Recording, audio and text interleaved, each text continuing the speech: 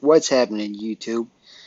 This was just a really great game for a moment, and then it got pretty scary. I'm not gonna cap, but glad that we pulled this off. Glad we got this W. So basically, Norman Powell, he returned from, the toe injury, same injury that my man J Scrub have. But so Norman Powell returned, and he was more than impressive. All right, like, all right, I'm gonna just go player by player right now. So first of all, PG-13. He was like shooting really, really, really good. Um, he then kind of like went a little bit cold, but he was just great regardless. And he pretty much didn't play too much minutes, which is it was pretty wise. So just prevent like another like injury. Well, actually, he did play like some a decent amount of third quarter. He was a little bit like I wouldn't say off, but just shots weren't falling in. But Paul George, his playmaking was like great, especially that one like when Paul George was going for a layup, and then Paul George just did this crafty dom all the way to Norman Powell, and Norman Powell just drained it. Like seriously, like I think this Paul George is the best version of Paul George.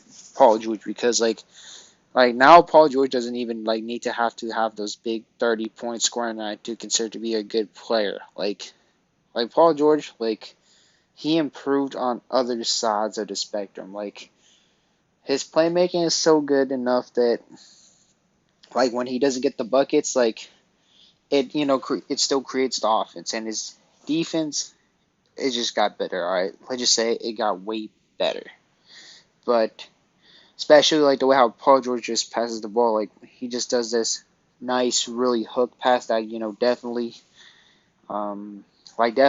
definitely would move the ball around. Like honestly, this man Paul George could honestly play four positions. Honestly, like maybe not power forward, but definitely could play the point guard, could play the shooting guard, could play the small forward, and maybe power forward if you want to do small ball wise, but. Maybe he could guard power forwards because he has that size, but nevertheless, Paul George does not disappoint. Just a great player as usual. Ivica Zubac did fairly solid. Went 5 for 6. Um, just gets the job done. Just did his thing. Of course, he showed some clumsy side, but I thought he was a fairly solid player. And then you have Nico Batum, solid, solid, solid. Just knocked down some solid shots, play solid defense. Just typical Nick Batum stuff. I know I sound really cliche, but that's just how it was. Marcus Morris, shot was not falling as much as we would like, but he did all right. He did fairly solid, but hey, we won the game, and you know and Reggie Jackson, Marcus Morris was shooting like fairly off, but Reggie Jackson he actually did pretty solid. He went 5 for 11, but he did not make any 3-point shots. But hey, Reggie Jackson, we all know he does his thing. So either way, shout out to Reggie Jackson. He didn't get as much as assists as he would do in the recent games, but he only got 2 assists, which is it's alright, it's alright. He would keep kind of I wouldn't say exactly keep the offense moving, but his ball handling is really good. So the ball would not stay too far back from the half court. Like it would go like I don't know how to phrase it properly, but it would definitely help the offense penetrate. So in a way, it could make our offense quicker.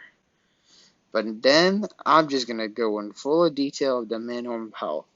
Norman Powell was literally perfect.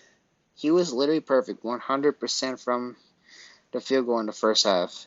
Second half, he was still pretty good, but of course he missed some shots, which just you have to miss some shots because if you don't, then you're pretty much just like a machine. And Norman Powell, he was just great in general, just in all sorts of the element, especially on the defense and the offense. Like Norman Powell, like his IQ is also pretty good too. Like especially like when I saw that one play, like when he like fumbled the ball, he just like somehow managed to find a way and just uh pass the ball to someone. I forgot who was it, but like that was just something really great about a guy like Norman Powell.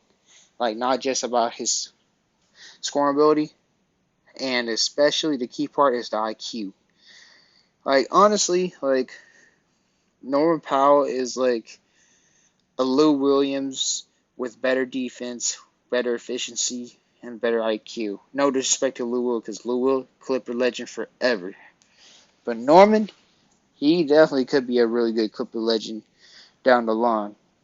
And also, Norman Powell seems to be pretty loyal towards the Clippers because he definitely liked tweets of just talking smack on the Lakers. So hey, we like the spirit, Norman. We love the spirit.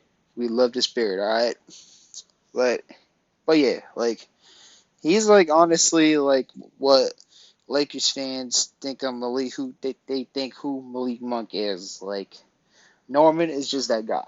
He's just that is just that guy. Although to be fair, Malik Monk did have some pretty good games, but I guess supposedly he has some little swing factors too. But I'm not gonna get too much detail on that because I'm not a Lakers fan and I do not really watch their games. So, anyways, um, all right.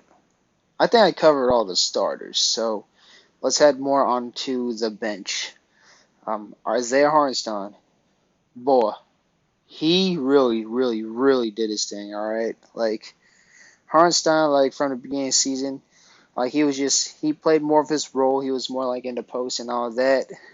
Um, but then to the end of the season, he's given the green light to space the floor, and let's just say it goes pretty good. All right, like he went like 3 for 4 from the three or something like that, like or 3 for 5. I forgot, but he was actually shooting really, really good. Like what's actually pretty fun about Hartenstein is he was always like a solid 3 point shooter. It's like especially in one of his G League games when he was with the Rockets, he was actually like shooting all threes, but they weren't playing defense on him. But uh, when a big can shoot its three, that's a really great weapon for a team to have because Hartenstein like now like they might have to go up on him and Hartenstein would just wind up just driving inside and just getting a easy lay or easy dunk like he's a perfect big man for the Clippers, and the Clippers definitely need to do two things: bring back Hartenstein and bring back Rocco. Now I'm gonna get on Rocco right now actually, but anyways, a little bit more on Hartenstein. Hartenstein, yeah, he's just an energy guy, has IQ, and he definitely gets a lot of assists. Like he had the most assists, believe it or not, like 5 assists. Like that's just unreal. Like a 7 foot center that can play defense. Who's shown ability that now his jump shot is getting better and has pretty good athleticism. Like low key, Hartenstein could be up there and one of the best big men in the league one day. Like probably like top 10, maybe even top 5. I don't know. Maybe I might be stretching it, but I mean, Hartenstein does have all the elements though. Let's be real, and he's like 22 years old, which is that's a solid age. Not like too young, but not old. Like he definitely got some promising years down the line. And you got Rocco. Rocco, just typical Rocco, plays the pretty good defense. Um, definitely made some timely threes. Um, definitely got some solid rebounds.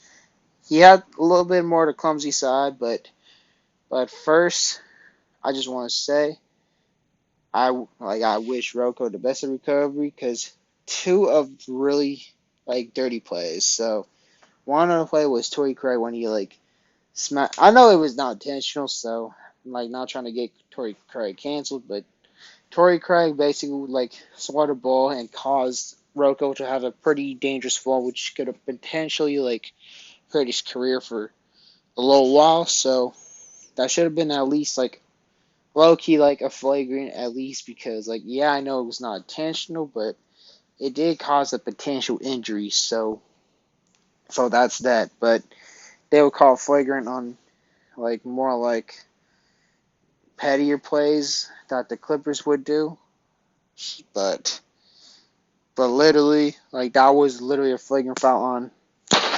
Oh, sorry for that. My bad. But they call it like a flagrant foul over Torrey Craig. Just I mean they called a common foul, which is like something's pretty shady. Something's pretty shady. And then another dirty play. Biombo just well I wouldn't say dirty play I should say, but a pretty rough play. Terrence Mann just got hurt by Biombo's moving screens, which was like hopefully Mann is doing okay, but thankfully he was able to get back to the game. So speaking of Terrence Mann, um, he wasn't as significant tonight as compared to the other nights, but not saying he did bad. He did pretty good regardless. Um, just pretty solid player. So like that being said, we get to see some Xavier Moon minutes tonight and Amir Coffey. Amir Coffey, he definitely hit some free throws that definitely helped the Clippers, preventing us from blowing the lead, that is pretty good. That's something that Amir Coffey like should have done when we played against the Cavs, but hey, you, you can't be perfect all the time. But Xavier Moon, he didn't really do like too much on the stats sheet, like like but again, it's just a really small sample size, so cannot hold Xavier Moon at fault. But anyways, like we had this pretty big lead, but then we almost blew it, which is like the Suns all of a sudden like they definitely got the momentum on their side, especially with Torrey Craig. He was just swishing the threes and all that. Um, and then you got who else? I honestly forgot his name, but was it Isaiah or something? I forgot his name. I swear, but he dropped 20 points out of nowhere. And what? Damn, like I get confused with these names because was it Aaron Holiday or Justin Holiday? But basically the Holiday brothers, like three of them in the NBA, which is that's a pretty dope family tree, anyways. But so Aaron Holiday, he showed pretty good signs of being a pretty good six man for the Suns because he played pretty good defense and he showed signs that he could shoot the ball pretty well. Biombo got some timely baskets, dropped 14 points. He shows that he's a pretty strong big man, big backup big man for the Suns. JaVale McGee actually did pretty solid on the defense. Mikal Bridges just played like a pretty solid role player. But, I mean, that's pretty much what I could really say about the Suns. Oh, wait. Former Clipper Landry Shamet. Um, it was just definitely not his night. He just showed that he could be a solid Danny Green type shooter, but Shamet with us, it was pretty interesting. Like his first season with us, he was pretty good, but then the second season he was he had way too many swing factors. Like he was swishing a lot of buckets, and then next game he's just off. But thankfully we traded him for Luke Kennard, and we definitely got some draft picks. So that was a great steal, just a great steal. But again, there's just a lot of side notes in this video because there's not really much to say. But hey, Norman, he just light things up, alright? So just let me know what you think about this game. Be sure to leave a like, comment, subscribe, and I'll definitely get with y'all in the comment section because, hey, Norman Storman, that boy just killed it, alright? That boy just straight up murdered it.